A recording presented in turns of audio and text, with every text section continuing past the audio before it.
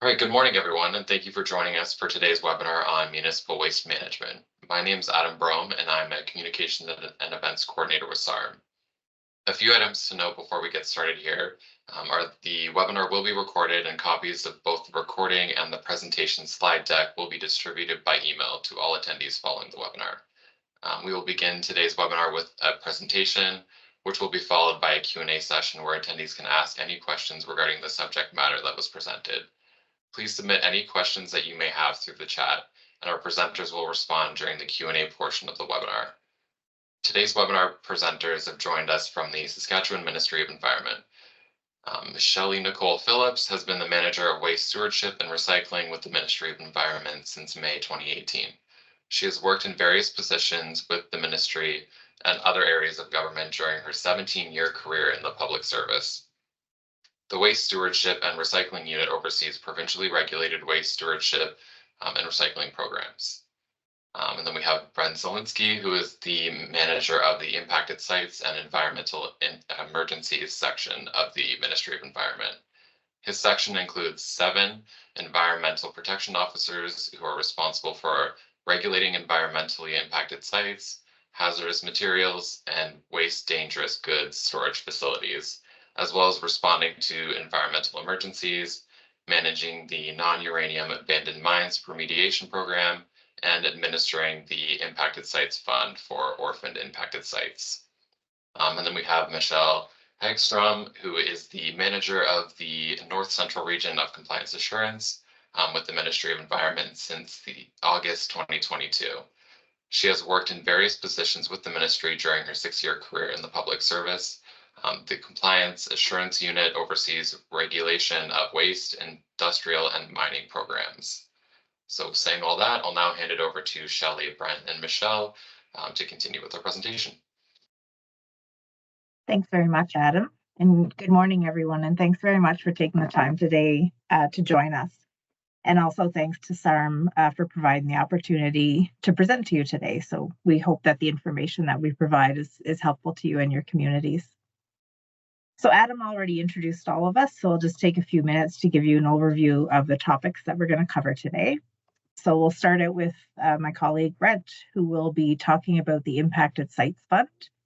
Instead of doing a PowerPoint, he'll walk you through all of the information that's available on the Saskatchewan.ca website. I'll be providing an update on all things waste stewardship and recycling, including an update on the provincial solid waste management strategy, an overview of what EPR is, and an overview and update on some of the programs in Saskatchewan. To finish off the session, Michelle will be talking about solid waste management in general, including topics like inert waste, landfill construction, groundwater monitoring, transfer station code chapter, and compost facility requirements. And then, as Adam said, we'll leave some time at the end for some question and answers. So with that, I'll hand it over to you, Brent. Great, thank you very much, Shelley, and thank you to SARM for having us here. I'm going to take you on a little tour of the Saskatchewan.ca website this morning and try to give you some more information on how impacted sites are managed in the province and this thing that we call the Impacted Sites Fund, which I think you might find useful. It's a useful tool for municipalities dealing with abandoned sites in their communities. So we'll start on the Saskatchewan.ca main page. We've done a lot of work to make things a little bit more easy to access. So under business and industry, you'll find a page on environmental protection and sustainability. And this is where we have information on all of the environmental protection program areas, including environmental compliance, which Michelle is going to be talking to you about in a bit, and environmentally impacted sites, which is my program area. So once you get onto this page, we've got a lot of different information on here. We've got some general information on how we regulate. We've got this handy map that we've just put in place over the last couple of years. And then we've got a bunch of information on how to report environmental emergencies or hazmat spills, how to report discoveries of contamination. If, for example, you're doing a dig and you come across contamination, there's some information on how to report it. We've got some documents, some fact sheets on how to manage environmentally impacted sites. I'll crack that one open in a second. We've got information on the regulatory framework for impacted sites. So impacted sites are regulated under the Saskatchewan Environmental Code, and we've got links to all of the different code chapters that apply to impacted sites.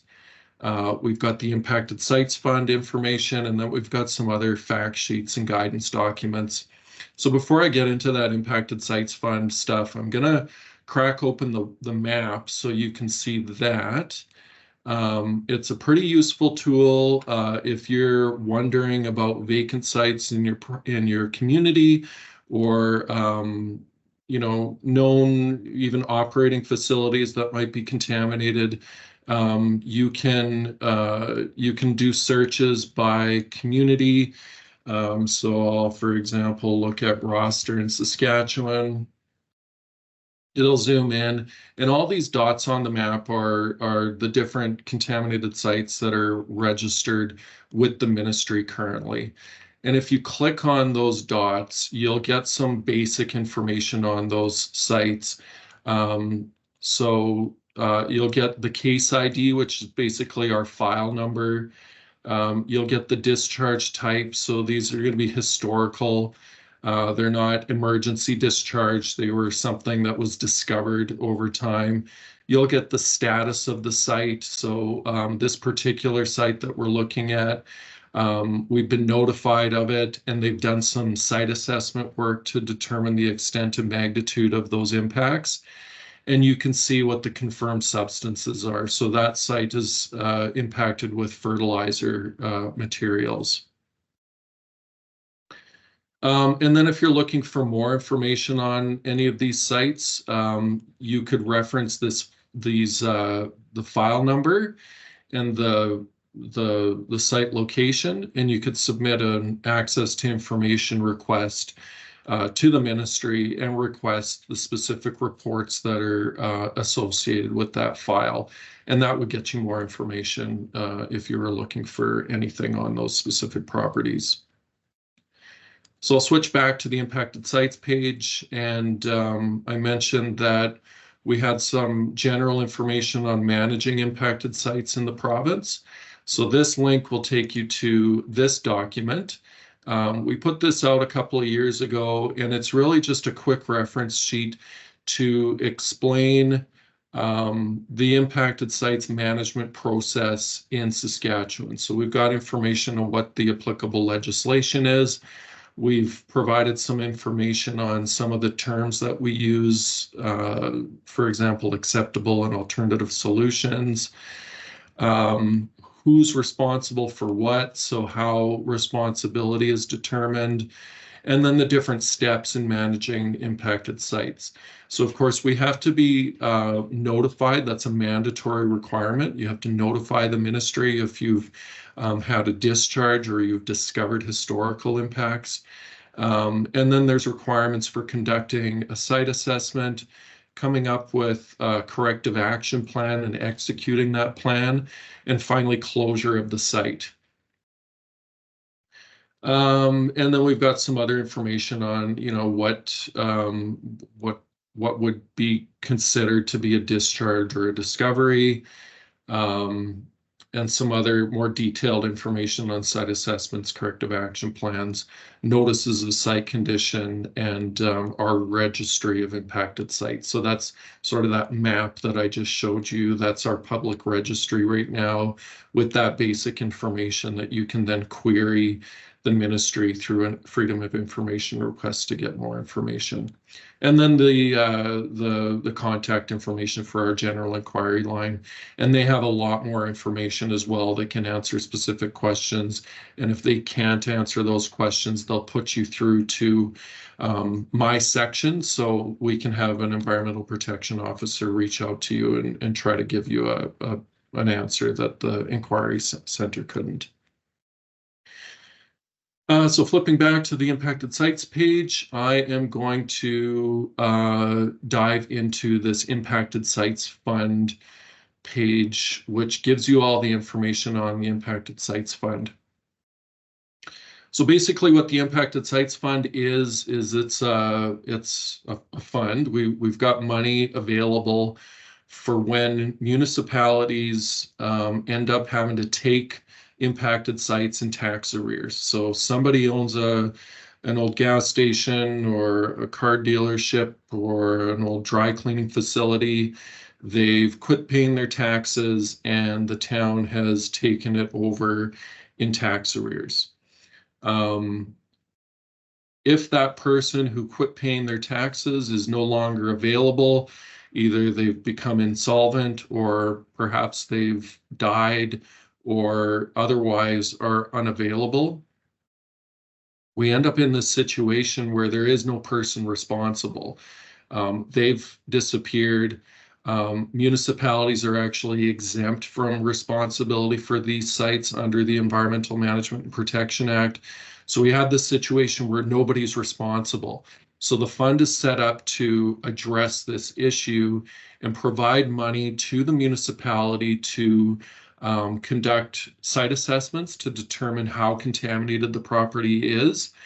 And we can fund portions of corrective actions to get the site back to a state where it's able to be developed into a more productive land use. Because we understand that the municipality's ultimate objective is to sell the property, get it to somebody else so you can generate tax revenue again. So getting it to a productive use that benefits the community, benefits the environment as well by addressing those impacts. So we've got information on eligibility. So to be eligible, you must be a city, a town, an urban or rural municipality, northern municipalities, hamlets, villages, regions, local boards or municipal government authorities. Or you can be in a partnership with corporations, developers, maybe nonprofit organizations. You can partner up, but ultimately it's the municipalities who have access to the fund. It's not private companies. This fund is not available for a gas station who just can't afford to clean up their property. You know, we expect permitted facilities to be planning for decommissioning at some point and to be paying for their impacts. It's ultimately a polluter pays framework in Saskatchewan. And that's ultimately who we want to be paying for cleanup. But the fund is available if they've disappeared and the town is now sitting on this property and wants to do something with it. How to apply. So we have an application process, and I'll get into that in a second. Basically, you fill it out or you work with a consultant. They'll help you fill it out and come up with a plan on how you're going to spend the money. And then you would submit it through the ministry's online business services portal. So if you don't already have an account, you can set up an account and then you submit the information through that avenue. Some of the applications, if you're applying to complete corrective actions at a site, it requires that you complete what's called a national classification system for contaminated sites. And it's basically a spreadsheet that you go through. You should already have some information on the contaminants. You would enter that information and it would spit out a score. And that score is used by the ministry to determine what the relative environmental risk is associated with this site. And I'll explain why that matters in a second when I get into the eligibility section. And that kind of comes up right now. So that NCSCS score is used to determine what portion of costs we will fund to clean up the site. So we can fund 100% of environmental site assessments. So that's the drilling programs that you would use to figure out how contaminated the soil or water is. But once you move into corrective action, so you're going to maybe dig up some impacts or you're going to apply some type of risk management solution on the site, we only fund a portion of those expenses based on that NCSCS score. So a low risk site, we can fund up to 25% of the cost to clean up the site. An increased risk site, we can fund up to 50%. The medium risk scores, we can fund up to 75%. And if it's a high risk site, we can fund 100% of the cleanup costs. Most sites in the province fall in this low to not a priority for action range. A pretty good portion of them are in that medium risk range, and there's very few sites that are in that high risk range. I'd be very surprised to find out that there were any that had been abandoned. I think there's only about 5 on record right now. A couple of those are government liabilities, and a couple of them we know who the person responsible is, and they're a big corporation who is more than able to address those and pay their taxes. And then for further information, you can reach out to the general inquiry line as well. But we do have, before you call the general inquiry line, we have a bunch of guidance available. So the application guidance document, where is it? Did I lose it? Sorry, I'll go back here. The application, oh, here it is. So this explains how you would submit it in the portal. So it gives you some information on setting up your account in that portal that I referenced before. And then once you have your portal set up, you would start working through your application. So it's just a form that you fill out. It's got information on your organization. If you've entered into a partnership with anybody, you would put that information in. Who's the contact and who's the main contact that we would be reaching out to. You are required to verify insolvency of the person who owned the property before or the person you think is responsible. So you can do that through a bankruptcy and insolvency record search, which I believe is a federal database you can look at.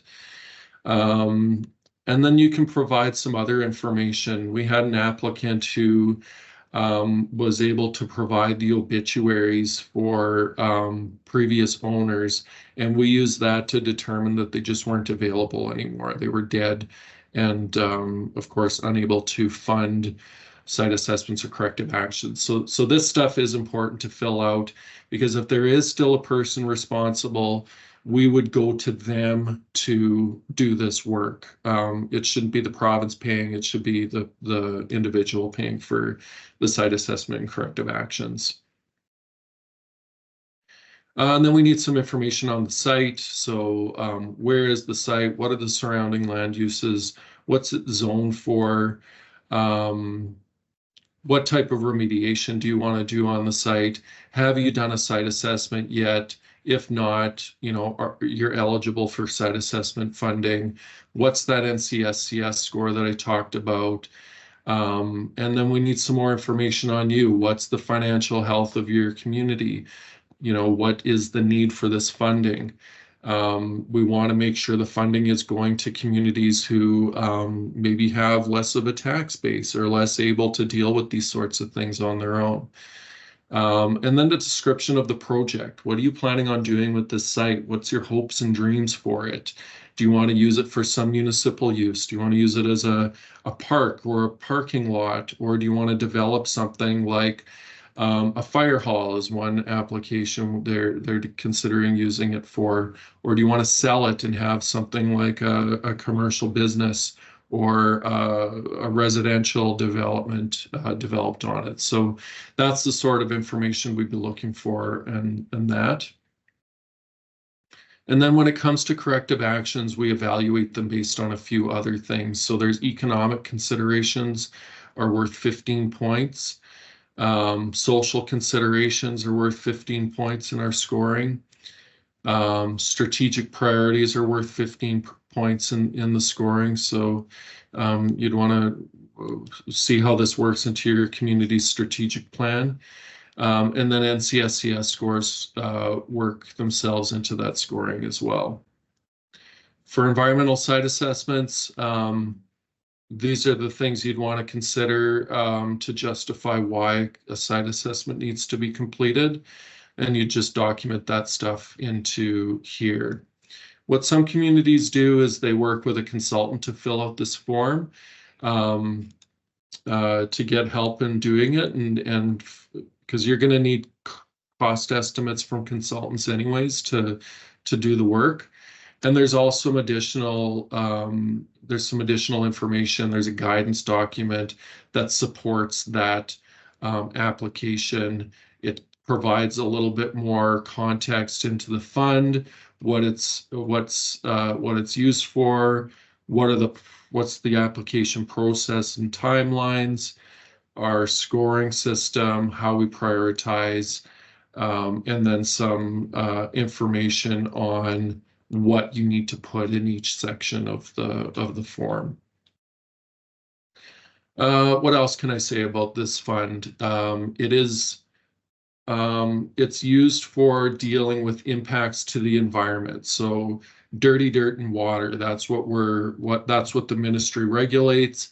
That's what we're trying to get cleaned up. It's not to be used for building demolition. It's not for asbestos abatement. It's not for decommissioning tanks or storage facilities. It's simply for dealing with that contamination. And I think that's about all I have to say about it. I'm open to taking questions on the impacted sites process and on the fund itself when we get into that Q&A session.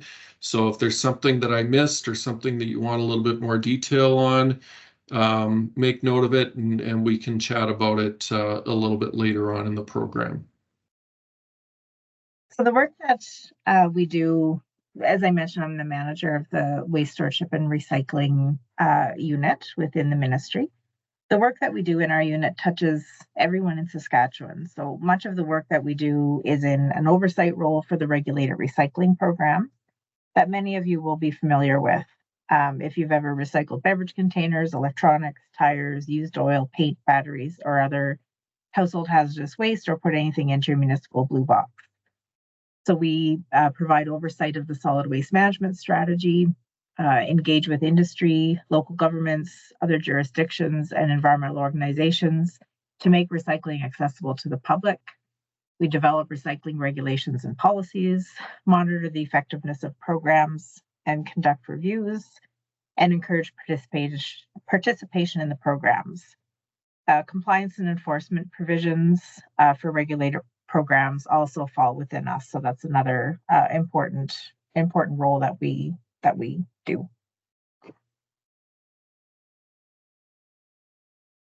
And of course, none of that work can be accomplished alone. We work closely with municipalities, industry, other jurisdictions, and the public to create effective recycling programs. So before I jump into an overview of the strategy, I just wanted to make sure everyone knows what we're referring to when we say solid waste or solid waste management. So it's the process by which the following types of waste are disposed of: recyclables and compostable materials, as well as garbage from households, businesses, institutions, and construction and demolition sites, What we're not referring to is things like waste from industrial sites, like mine tailing. So that's regulated through separate programs or separate regulations. The strategy that we have really guides how we plan and implement policies and processes to achieve an integrated solid waste management system for Saskatchewan residents. And one of the key things in the strategy that you see on this slide is that we've committed to reducing waste disposed by 30% by 2030 and 50% by 2040. And that's from 2014 baseline levels. So how will we achieve these targets?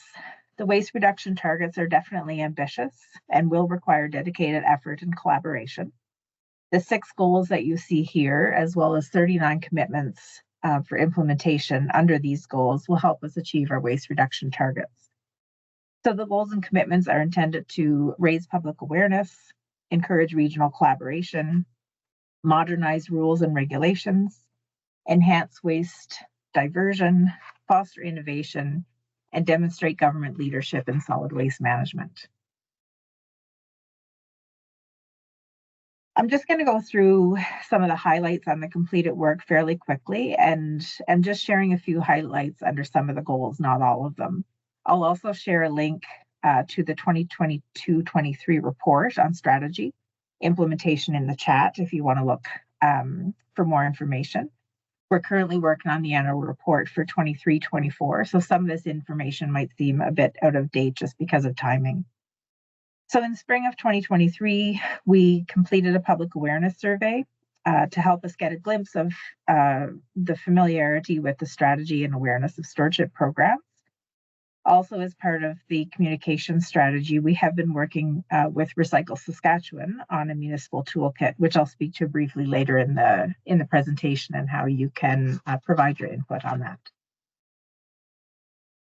Under the goal to modernize the regulatory system, the Transfer Station Code chapter was completed and came into force in March of 2023 with a phase-in period. We've also been engaging on a code chapter for compost facilities and anticipate the completion of that in the coming months. And I think Michelle's going to speak to that a bit more in her presentation.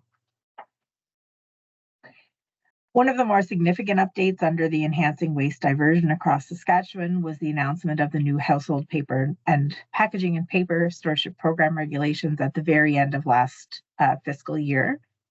So this slide is actually a bit out of date now because the program plan that was submitted by Multi-Materials Stewardship Western was actually approved by the minister just a couple of weeks ago. And I'll speak to that in more detail when I get into the program updates. One final highlight under the strategy implementation is the funding that has been provided through government relations for decommissioning or expansion of landfills. So the ministry continues to work with Indigenous Services Canada and Northern communities on Northern regional landfill projects. At the beginning of the presentation, I mentioned some of the ambitious targets that we have to reduce the amount of waste going to landfill.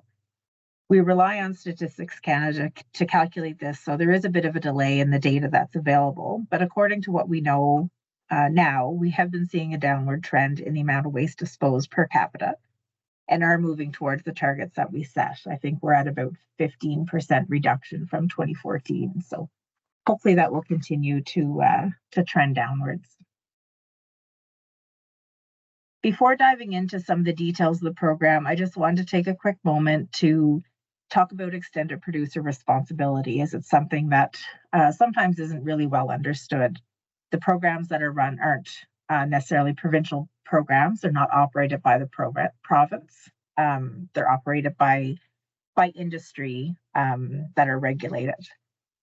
So the majority of our programs use EPR policy, and that's a common policy approach across Canada now, with almost every jurisdiction having similar programs.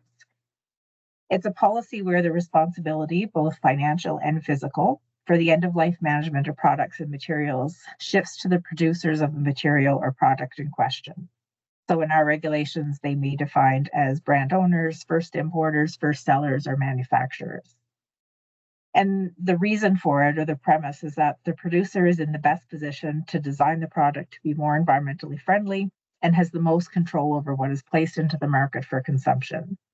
And they also have the ability to incorporate the cost of management into the production of the product. One of the big benefits of this is that it also shifts waste management costs away from municipalities and onto the producers and consumers. Municipalities for years have borne the cost through taxpayers, not necessarily consumers. And EPR is designed more as a user pay system, that those that purchase products do fund the collection system for them. In most of the provincial programs, EPR programs are regulated, but it doesn't have to be the case. So there are successful programs that are operating without government oversight. So an example is Clean Farms Pesticide Container Program. It's over 30 years old. It's not a regulated program. Automotive batteries, so when you buy a new car battery, that's not a regulated program too, but it is a very successful recycling program. And just a quick overview, I guess, of how practically these programs work. So say you buy a television from Best Buy or somewhere like that, you'll pay the environmental handling fee. That environmental handling fee, Best Buy submits to the stewardship organization. In this case, it would be Electronic Products Recycling Association. They use those fees to operate the program to collect and recycle electronics. And then as a consumer, you can return any TV, old TVs, or any material that's listed under the program back to any of the return locations, such as in this case, Sarcan depots, and there's many others too. So the household packaging paper program, or the Blue Box program, it was launched in 2016 originally. It's operated by Multi-Material Stewardship Western. And up until the new regulations passed, it was a shared responsibility program with some funding provided by industry.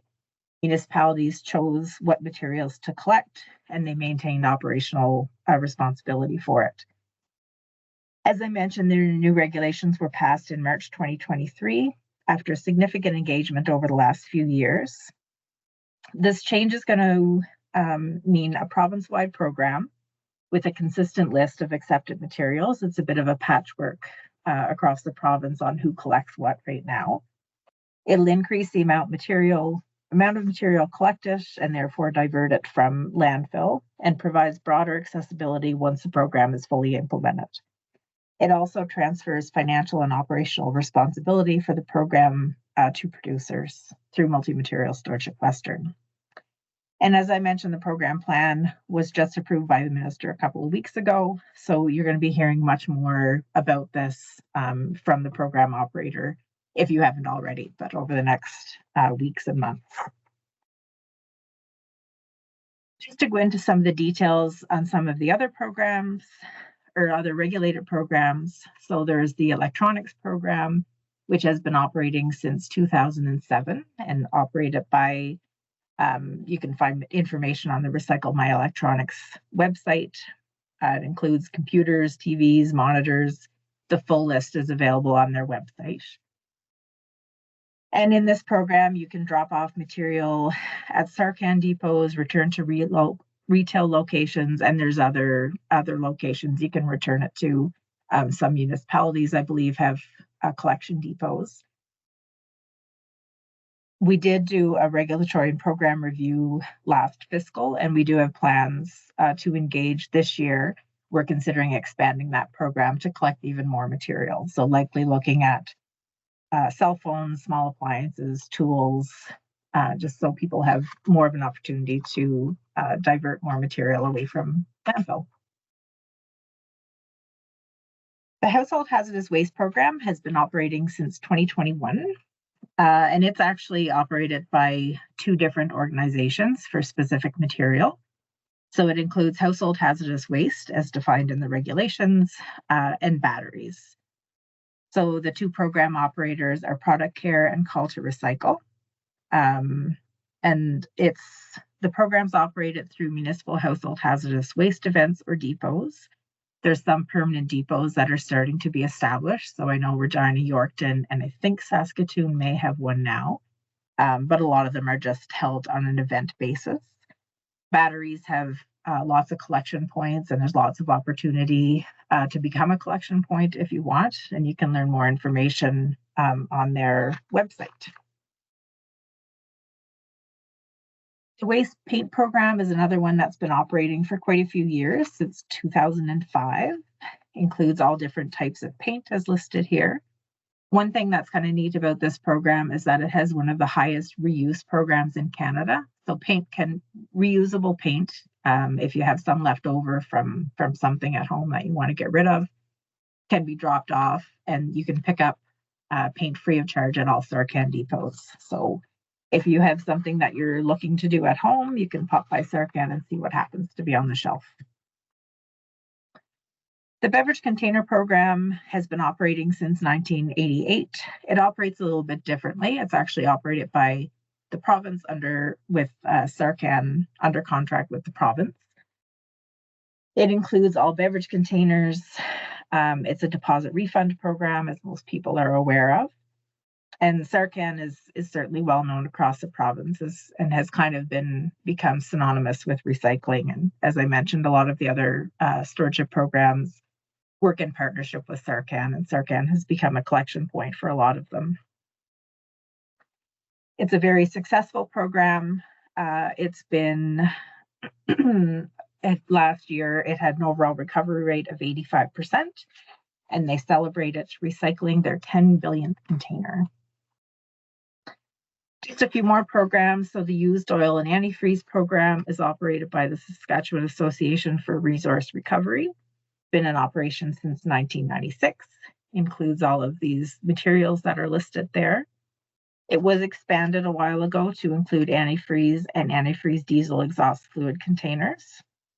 There was a review done a while ago with regulations revised, and we just completed another review. It was actually in 23-24, so we are considering changes for that in the future too. Scrap tire program. Another one that has been operating, this one since 1998. It includes all tires with the exception of some small ones that are listed on this slide. And I think there's also some very large ones that are not included in the program. It was previously operated by the Saskatchewan Scrap Tire Corporation, and Tire Stewardship of Saskatchewan is currently operating the program. And you can learn more information on their website. Agricultural plastics, operated by Clean Farms, has been operating since 2018, and it includes all grain bags and silage bags that are used to store grain. And it built on the success of provincial grain bag recycling program that was operated quite a few years ago and funded by the Ministry of Agriculture. There's currently, last time I checked, 47 collection sites across Saskatchewan. And as I mentioned previously, they also operate some voluntary programs. And more information is available on cleanfarms.ca. I'll pop some links into the chat while Michelle's doing her presentation too, just so that you have some of these links. As I mentioned in our strategy updates, we're working with Recycle Saskatchewan to create an information resource for municipalities. So Recycle Saskatchewan is an organization of all of the stewardship programs. And we would really like to hear from municipalities on what waste diversion and recycling information needs you have, so we can develop a tool that is useful. I'll put a link to the survey. It's just 10 questions, takes about 10 minutes to complete, and it would be really helpful to have that information. I think I've touched on most of this during the presentation, so a few things that we have coming up this fiscal that we're working on. Doing a review of the Household Hazardous Waste Program. We'll be engaging on expansion of the electronics program, and a more significant engagement will be the review of the strategy. There's a commitment to do that every 5 years, and that's coming up pretty quickly. So stay tuned to all of your communications that come from SARM, and we'll make sure to work with them to get that out to you. And with that, I will hand it over to Michelle.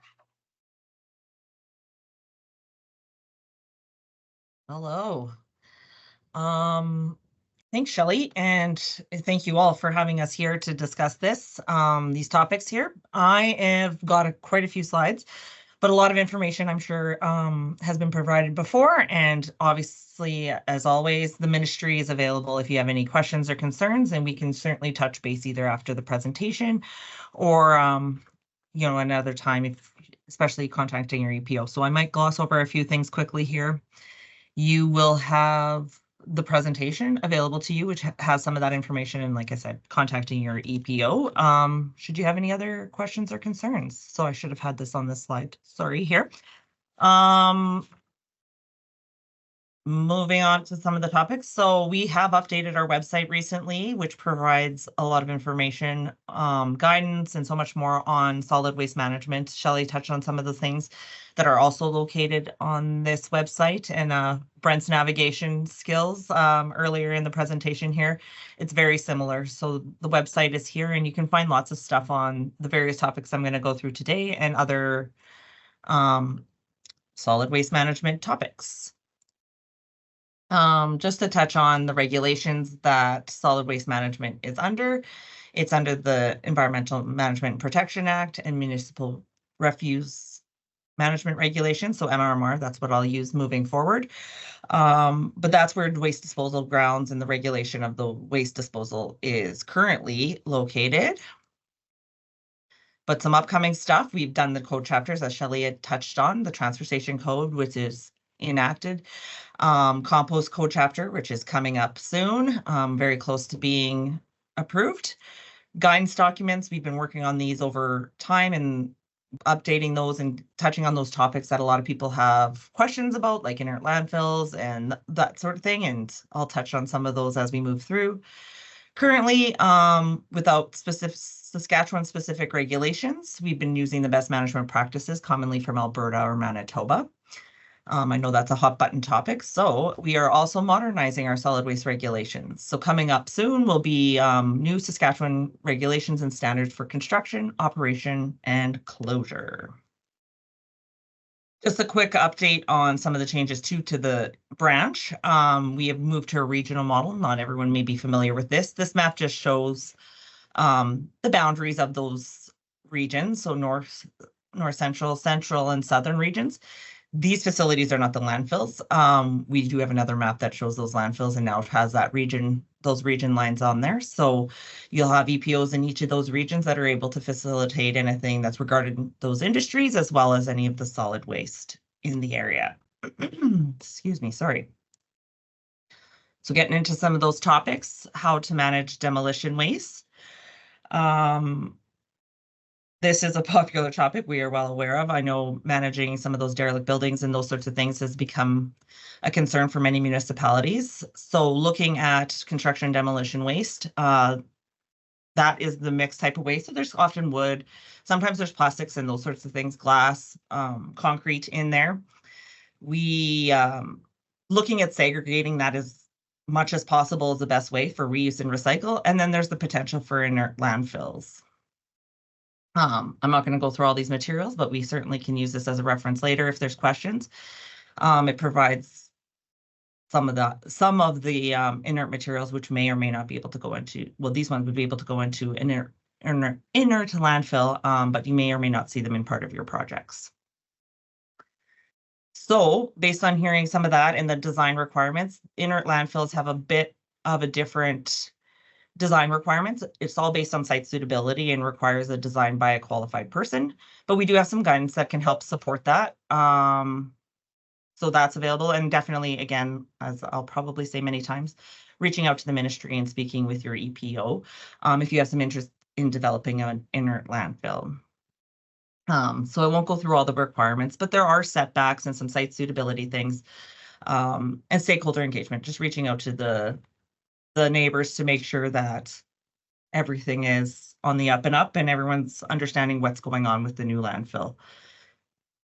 Getting into permits to construct, which would also apply to an inert landfill, is sending in that design. So again, having a qualified person do the design, submitting an application, and making sure it's comprehensive enough that it has any designs, information, site suitability, the big key piece here, so both for an inert and new landfills, making sure that you just get in touch with the ministry early, and I'd say often, and discuss any plans that you have, just to make sure that you have enough time to have that review process done, understand the requirements for your specific site, and can get that approval done in a timely manner. So we do have a few resources specifically to the inert landfill stuff. So these are on our website, and you can have a look at those and again, follow up with an EPO. I'm going to gloss through a little bit on here to the landfill construction piece. Again, same sort of idea, looking at the different projects. Some of them now, especially for new landfills for municipal waste, not necessarily inert, there is that screening process to determine if it requires an environmental assessment.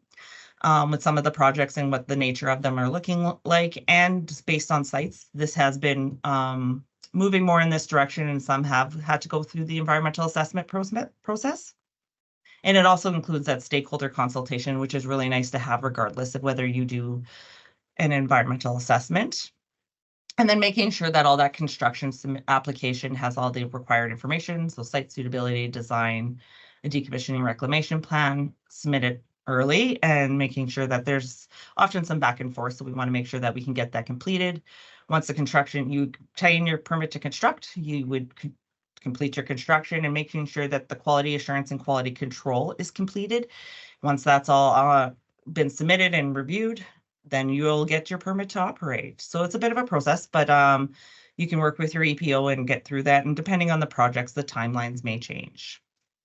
But again, submit it earlier the better to kind of get that review. We know the construction season is short in Saskatchewan, so we often see them early in fall or winter to try to get for that spring construction. I'm not going to go through all these requirements again. If you have any site-specific considerations that you need, we can make sure that we can help you out with those specific requirements.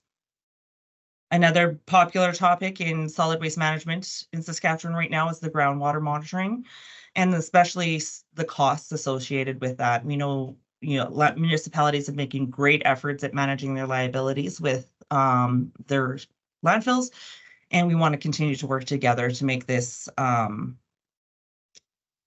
feasible and help municipalities understand their liabilities, as well as, continue management into closure. So one of those things is looking at reducing the frequency of monitoring, especially for low risk or closed landfills. The other is landfills doing their own monitoring. When there's documented procedures and good quality training that can be offered by some consultants, those are some possibilities in which the frequency or some changes that may be more cost effective for municipalities or options. Again, it's all site specific. So, again, reach out to your EPO to have those conversations if there's some challenges there or some opportunities to change the monitoring program.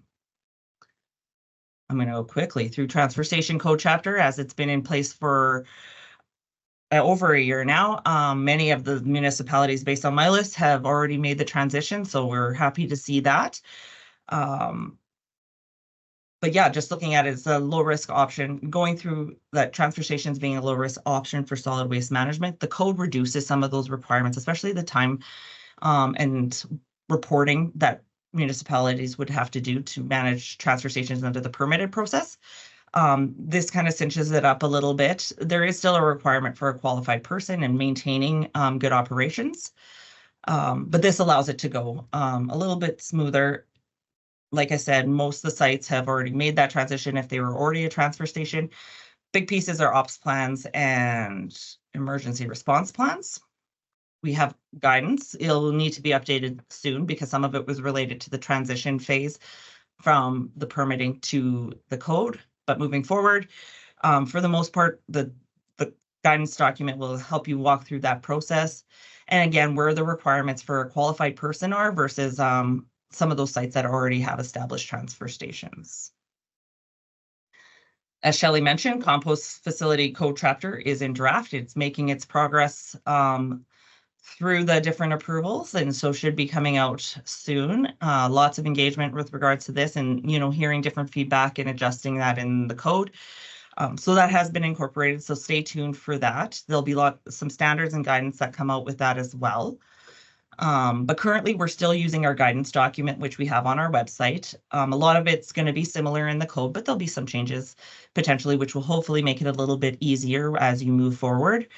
But just keeping in mind that if you are looking to compost, again, reach out, because EPOs are helping facilitate between the guidance and the potential draft code, making sure that it's facilitated as easily as possible. But keep in mind, like any of our sites, when we're constructing new projects, site suitability, there's setbacks, operations plans, and those sorts of things. And our guidance includes what kind of feedstock, how you're going to manage quantities of compost.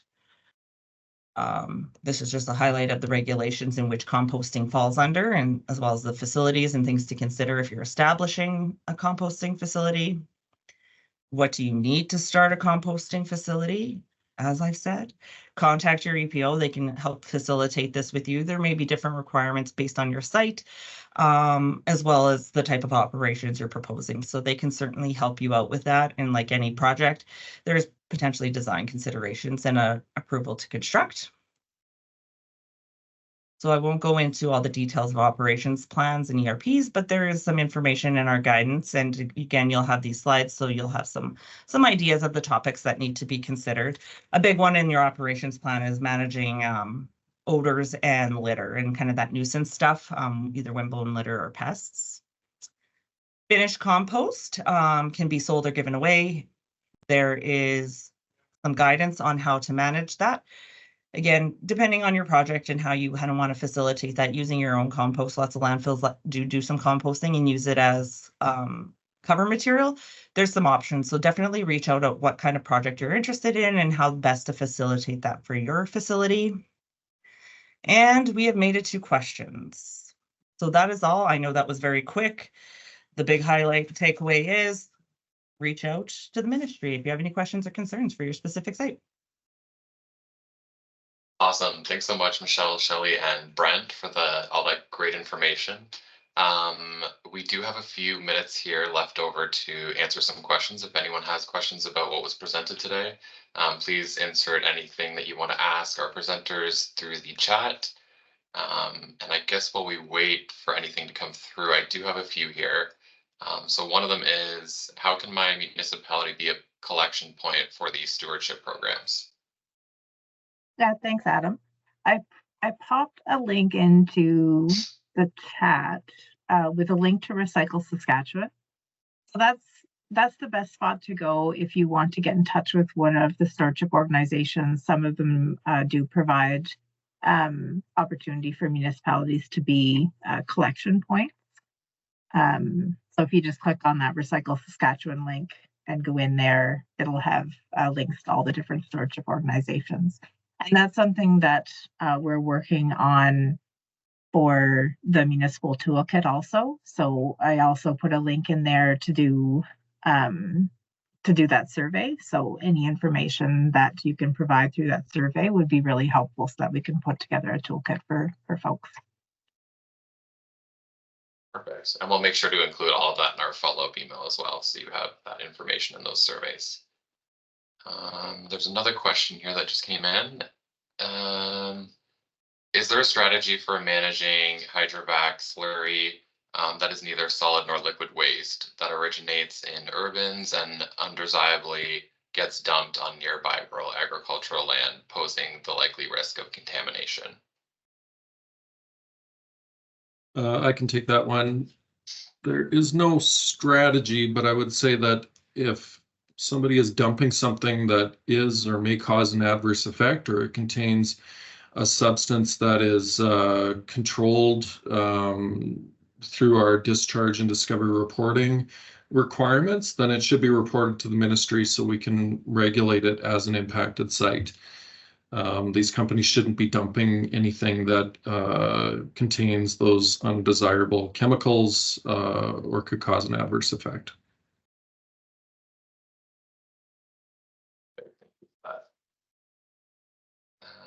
We do have another question here. What is the municipality's responsibility before issuing a permit for demolition if we suspect there is a asbestos in the building? I can jump in here, now that I think I'm unmuted. But municipalities can develop their own bylaws with regards to permitting construction and demolition projects. We have had this question a few times, and we usually recommend that they include the management of asbestos so that it is appropriate. It does kind of fall into two categories. One is the occupational health and safety piece for the demolition and the exposure. So our Ministry of Labor Relations and Workplace Safety covers a lot of that piece, but then there's also that disposal piece, and we want to make sure that that's handled appropriately. So again, if there's some questions on what should be included in that permit, often it is just making sure that asbestos is handled appropriately.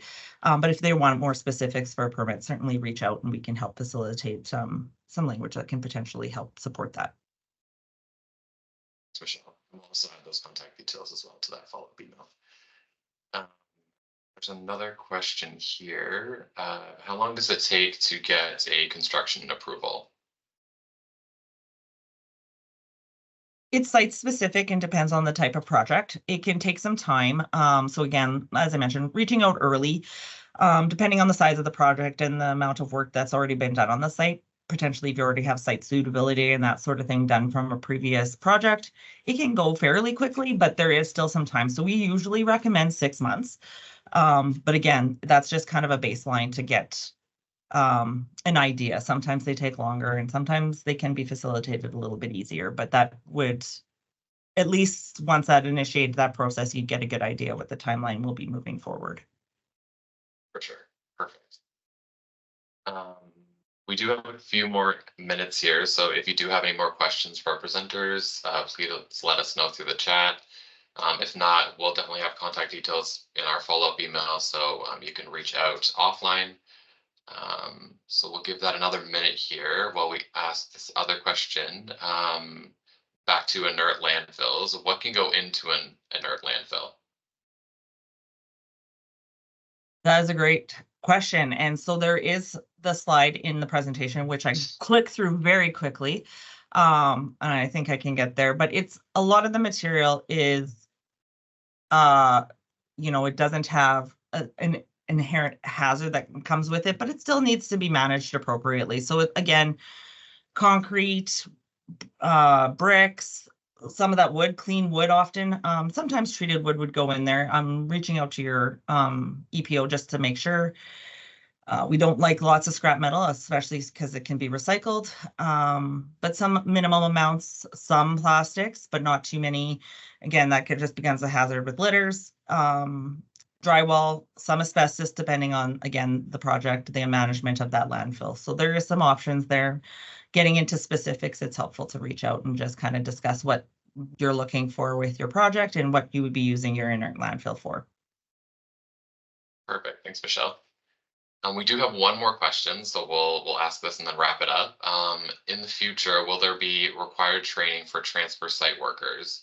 We can do WMIS, etc., but it would be great if there was a provincial training guideline.